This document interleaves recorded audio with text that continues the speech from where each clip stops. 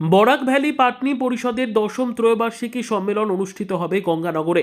অভ্যর্থনা কমিটি গঠন। বরাক ভ্যালি পাটনি পরিষদের দশম ত্রয়োবার্ষিকী সভা আগামী 17 ও 18 জানুয়ারি ধলাই বিধানসভা কেন্দ্রের গঙ্গানগরে অনুষ্ঠিত হবে। বৃহস্পতিবার এই উপলক্ষে গঙ্গানগর নিকামাপার কমিউনিটি হলে পরিষদের এক গুরুত্বপূর্ণ সভা অনুষ্ঠিত হয়েছে। গঙ্গানগর আঞ্চলিক কমিটির সভাপতি ব্রজেন্দ্র চন্দ্র দাসের পৌরোহিত্যে অনুষ্ঠিত সভায় ত্রয়োবার্ষিকী সম্মেলন পরিচালনার জন্য একটি অভ্যর্থনা কমিটি গঠন করা হয়েছে। 31 সদস্য বিশিষ্ট কমিটির সভাপতি মনোনীত হয়েছেন লালমোহন দাস। এদিন জরুরি সভা উপস্থিত ছিলেন কেন্দ্রীয় কমিটির সম্পাদক মোহিতোষ দাস, অনুসূচিত জাতি পরিষদের শিলচর শাখার সভাপতি ধ্রুবজ্যোতি পুরকায়স্থ, উপদেষ্টা ধীরেন্দ্র চন্দ্র দাস, অরুণ কুমার দাস, নিহার রঞ্জন দাস, নন্দিত কুমার দাস।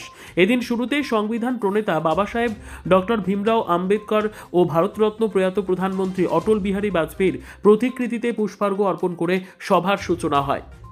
কনস্টিটুয়েন্সি তো কারণ এই অঞ্চলে আমারও দোলাই বাড়ি, গতিকে আমরা চাই আর সবে মিডিয়া যাতে সম্মেলনটা সুন্দরভাবে হয়। একটা সম্মেলন করতে গেলে হয়তো একটা বাজেটের কথা আছে। আজকে মিটিংয়ে আমি মনে করবো আমরা তো বক্তৃতা না দিয়া মেইন কথাটা যাওয়াটাই ভালো।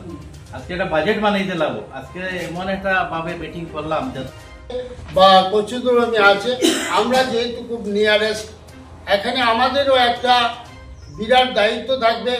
শুধু গঙ্গানগরের উপরে চাপিয়ে দিলে হবে না, সেটাকে সুন্দর এবং সুষ্ঠুভাবে যদি আমরা সম্পন্ন করতে হয় তাহলে আমরা সেই সুচারুরূপে চিন্তা করতে হবে।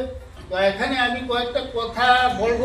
প্রতিনিধিত্ব সেই যে আমরা আমাদের যে প্রতিনিধিত্ব করার যে ক্ষমতা ছিল সেই ক্ষমতা আবার আমরা ফিরিয়ে পাবো, সেই আশা রাখছি আমরা এই গঙ্গানগর আঞ্চলিকে এসে।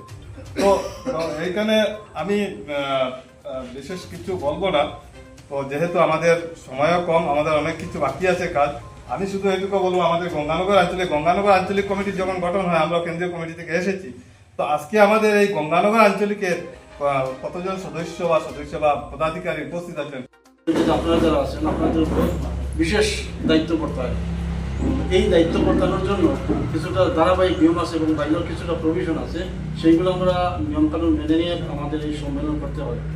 আমি প্রথমে বলবো, আমাদের এই অনুষ্ঠান সূচির মধ্যে থাকে যে আঞ্চলিকে আমাদের এই ত্রৈবার্ষিক সম্মেলন হবে সেই আঞ্চলিকের এলাকার বিশিষ্ট ব্যক্তিগণকে নিয়ে এবং আঞ্চলিকের প্রেসিডেন্ট সেক্রেটারি সহ একটা অভ্যর্থনা কমিটি, রিসিপশন কমিটি তৈরি করতে হয় এবং এই কমিটির উপর সেই রিসিপশন কমিটি মানে সব প্রায় দায়িত্ব থাকে।